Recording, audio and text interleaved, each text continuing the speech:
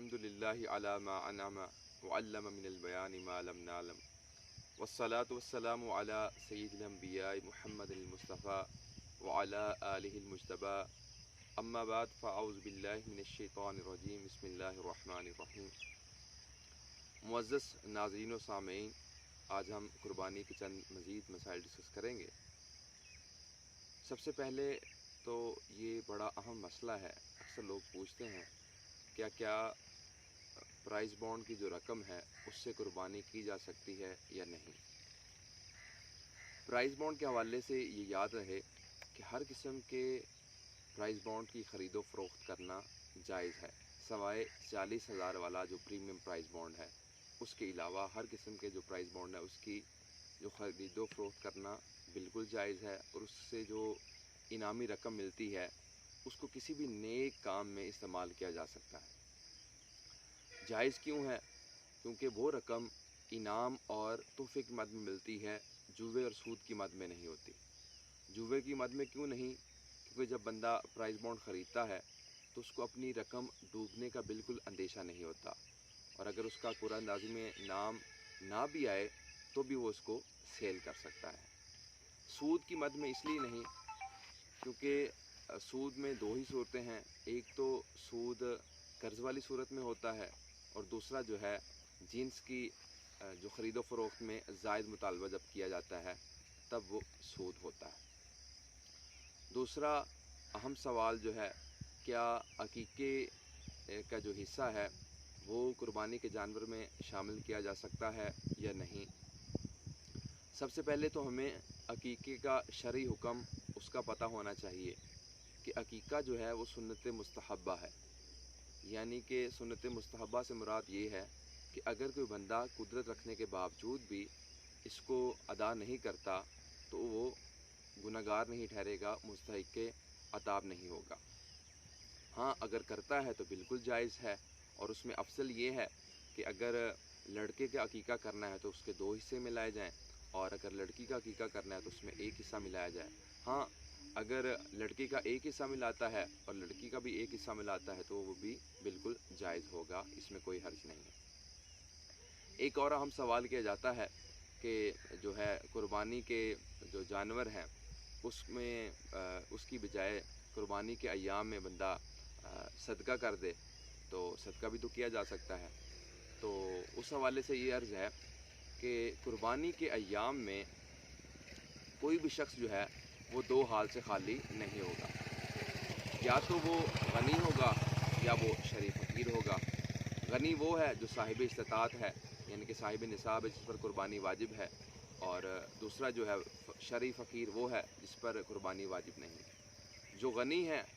وہ اس پر قربانی کرنا چونکہ واجب ہے، تو قربانی اگر وہ نہیں کرے گا، صدقہ کرے گا، تو پھر وہ واجب کی ادائیگی نہ کرنے کی وجہ سے وہ گنہگار ٹھہرے گا۔ اور دوسرا جو شریف فقیر ہے اس کے لیے بھی افضل یہی ہے وہ قربانی کے ایام میں جو وہ صدقہ کرنے کی بجائے وہ قربانی کرے۔ اب یہ ہے کہ اگر ہم جانور خریدیں تو کس کس جانور کی جو ہے وہ قربانی کی جا سکتی ہے۔ تو قربانی کے حوالے سے جو شریعت مطہرہ نے جو قربانی کے جانوروں کی جو اقسام بیان کی ہیں وہ 3 اقسام بیان کی ہیں۔ یا قربانی کا جانور جو ہے بکرا بکری کی جنس سے ہونا چاہیے، یا پھر گائے کی جنس سے ہونا چاہیے، یا پھر اونٹ ہونا چاہیے، اونٹ یا اونٹنی ہو۔ اب جو بکرا بکری کی جنس میں کون کون سی شامل ہیں، انواع شامل ہیں، وہ بھیڑ، دمبا جس کو ہم چھترا وغیرہ کہتے ہیں، تو وہ بھی یعنی کہ اس کی نر اور مادہ دونوں جنسیں اس میں شامل ہیں۔ اس طرح جو بھینس اور بھینسا ہے وہ گائے کی جنس میں شامل ہے، اور اسی طرح ان کی پھر دونوں کی جو مذکر اور مؤنث دونوں وہ بھی اس میں شامل ہوں گی۔ سیدی اعلیٰ حضرت جو ہے امام احمد رضا خان علیہ رحمۃ الرحمن سے اس حوالے سے جب سوال کیا گیا تو آپ نے یہ فرمایا کہ بنیادی طور پر جو ہے جانوروں کی جو ہے وہ قربانی میں 3 طرح کی اقسام ہیں۔ وہ یہ ہیں کہ گائے، بکری اور اونٹ۔ اب بکری میں جو ہے دان اور وہ ماس یہ بھی شامل ہیں، اور جو گائے ہے اس میں اس کی نوع جو ہے بھینس شامل ہے، اور پھر اونٹ ہوگا۔ اسی طرح جو ہے ہر ایک کی جو مذکر اور مؤنث دونوں انواع کو شامل کیا جائے تو ٹوٹل 10 قسمیں بنتی ہیں، یعنی کہ 10 طرح کے جانوروں کی بھی ہم قربانی کر سکتے ہیں۔ اب بھینس کو شامل کیوں کیا گیا، بھینسے کو گائے میں شامل کیوں کیا جاتا ہے، اور جو دمبا بھیڑ وغیرہ کو کیوں شامل کیا جاتا ہے؟ اسی طرح جس طرح ہم زکوٰۃ کی ادائیگی میں جس طرح ہم بھینسے کو گائے میں شمار کرتے ہیں، اور پھر اسی طرح ہم بھیڑ اور دمبے وغیرہ کو بکری میں شامل کرتے ہیں، تو اسی طرح قربانی میں بھی ہم اس کو اسی کیٹیگری میں ہم شامل کریں گے۔ اب جب قربانی کا جانور خریدنا ہے تو قربانی کے جانور کی عمر کتنی ہونی چاہیے، اور کون سی عمر کا جو جانور ہے اس کی قربانی جائز ہے، اور کس عمر کے جانور کی قربانی جائز نہیں ہے۔ اب یاد رہے کہ قربانی کا جانور جو ہے وہ کم از کم دوندہ ہونا چاہیے، یعنی کہ جو بکرا بکری ہے یا اس کی جنس سے جو ہوگا اس کی کم از کم عمر 1 سال ہے، 1 سال سے زائد ہو سکتا ہے لیکن 1 سال سے کم نہیں ہوگا۔ اور گائے بھینسا وغیرہ جو بھینس ہے اس کی عمر کم از کم 2 سال ہونی چاہیے، اور جو اونٹنی وغیرہ ہے اس کی کم از کم عمر جو ہے وہ 5 سال ہونی چاہیے۔ ہاں، اگر کسی نے اپنے گھر میں، اکثر لوگوں نے گھروں میں رکھا ہوتا ہے، دیہاتوں میں ہوتا ہے کہ چھترا یا دمبا وغیرہ رکھتے ہیں، تو اگر وہ 6 ماہ کا ہے